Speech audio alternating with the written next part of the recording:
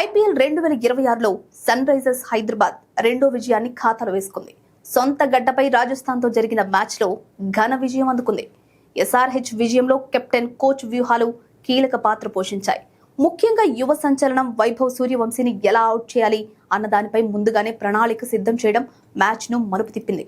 Bowling coach Varun Aaron, అరంగేట్ర pacer Praful Hinge మధ్య జరిగిన చర్చే ఎస్ఆర్హెచ్ విజయానికి పునాదైంది. మ్యాచ్ అనంతరం మాట్లాడిన SRH bowling coach Varun Aaron, Rajasthan పై డెబ్యూ చేసిన ఇద్దరు బౌలర్లు ప్రఫుల్ హింగే, సకిబ్ హుస్సేన్ తో ప్రత్యేకంగా మాట్లాడానని చెప్పారు. ఆటను ఆస్వాదిస్తూ తమ సహజమైన గేమ్ ఆడాలని సూచించినట్లు తెలిపారు. ఇలాంటి అవకాశం జీవితంలో ఒక్కసారి వస్తుందని, ఇద్దరు బౌలర్లు వచ్చిన నేపథ్యం దృష్ట్యా ఈ ప్రదర్శన గొప్పదని కొనియాడారు. అయితే వైభవ్ సూర్యవంశీని అవుట్ చేసిన క్రెడిట్ మాత్రం హంగేకే చెందుతుందని వరుణ్ ఆరోన్ స్పష్టం చేశాడు. రాజస్థాన్ మ్యాచ్ ముందు ప్రఫుల్ హంగే నాతో మాట్లాడాడు. వైభవ్ సూర్యవంశీని అవుట్ చేసిన అనుభవం తనకు ముందే ఉందని చెప్పాడు. ఈ మ్యాచ్ లో కూడా అవుట్ చేస్తానని నమ్మకంగా చెప్పాడు. నేను కూడా అతన్ని ప్రోత్సహించా.